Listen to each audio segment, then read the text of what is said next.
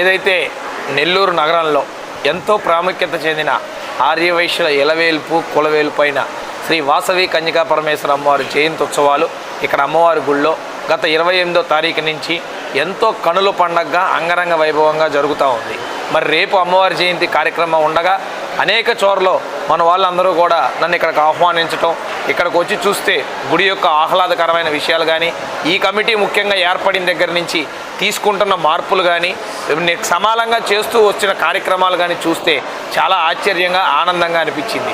అమ్మవారి వైభవం ఎక్కడో కాదు, ఇక్కడ నెల్లూరులోని ఆర్యవైశ్య కన్యకా పరమేశ్వర అమ్మవారి దేవస్థానంలో చూసిన కార్యక్రమాలు కనుక చూస్తే యావత్ రాష్ట్రం కూడా ఇక్కడ కార్యక్రమాలు చూడాల్సిన అవసరం ఉందని మరోసారి తెలియజేసుకుంటా ఉన్నాం.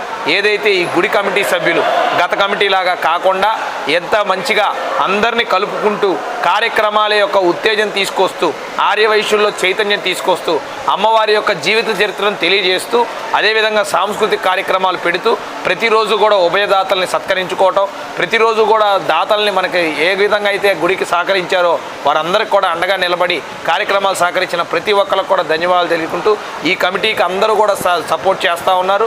ఈ కమిటీ మరిన్ని కార్యక్రమాలు చేసే విధంగా అందరూ కూడా సమిష్టిగా కృషి చేసి ముందుకు తీసుకెళ్లాలని తెలియజేస్తూ సెలవు తీసుకుంటున్నాను. జై వాసవి. జై వాసవి. గత నెల 28వ తారీఖు పాడ్యం నుండి రేపు 7వ తారీఖు దశమి వరకు అమ్మవారి జయంతి ఉత్సవాలు రంగరంగ వైభవంగా జరుగుతున్నాయి. అందులో భాగంగా ఈరోజు రాజరాజేశ్వరి అలంకారము జరుగుతూ ఉంది. చాలామంది కూడా భక్తులు విచ్చేసి చేయడం జరిగింది. అట్లాగే అమ్మవారిని కూడా బ్రహ్మాండంగా అలంకరించి ఏర్పాట్లు కూడా చేస్తున్నాము. అలాగే రేపు నగరోత్సవం అనేది ఉంటుంది.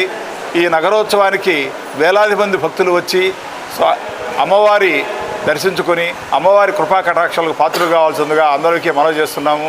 ఆర్యవైశ్యులు అందరూ కూడా అట్లాగే కన్యకా పరమేశ్వరి అమ్మవారి భక్తులైతేనేమి అందరూ కూడా వచ్చి ఆ కార్యక్రమంలో పాల్గొనవలసిందిగా అందరికీ కూడా మనవి చేస్తున్నాం. జై వాసవి.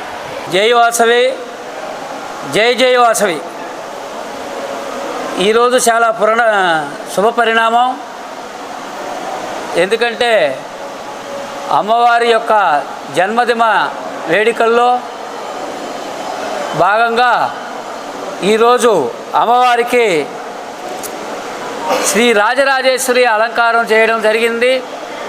ఈ యొక్క అలంకారానికి పెనుగొండ వెంకట సుబ్బారావు గారు, వారి ధర్మపత్ని రాజేశ్వరి గారు, అలాగే వాళ్ళ అల్లుడు విజయ్ కుమారు, ధర్మపత్ని భాగ్యలక్ష్మీదేవి, సింహపురి జ్యువెలరీ, బీవీఎస్ రవిశంకర్, ధర్మపత్ని Prasanna Kumari, doctor sugar specialist BC Balaji, ధర్మపత్ని సుజాత, ఎంఎస్ జనరల్ సర్జన్ వారు ఈరోజు ఉభయకర్తలుగా వ్యవహరించడం జరిగింది.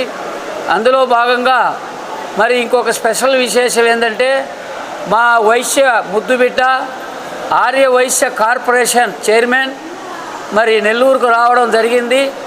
ఈ యొక్క అమ్మవారి జన్మదిన వేడుకల్లో వారు వచ్చి అమ్మవారిని దర్శించుకొని అమ్మవారి కృపను పొంది అమ్మవారి యొక్క ప్రసాదాన్ని స్వీకరించి మరి ఈరోజు వెళ్ళడం మా నెల్లూరు కన్యకా పరమేశ్వర దేవస్థానం కమిటీ సభ్యులందరూ కూడా వారిని ఆహ్వానించి వారి యొక్క మన్ననలు పొంది అమ్మవారి కృపాట కటాక్షములు వారికి చెందే విధంగా అమ్మవారిని మేమందరం కూడా ప్రార్థించుకున్నాం.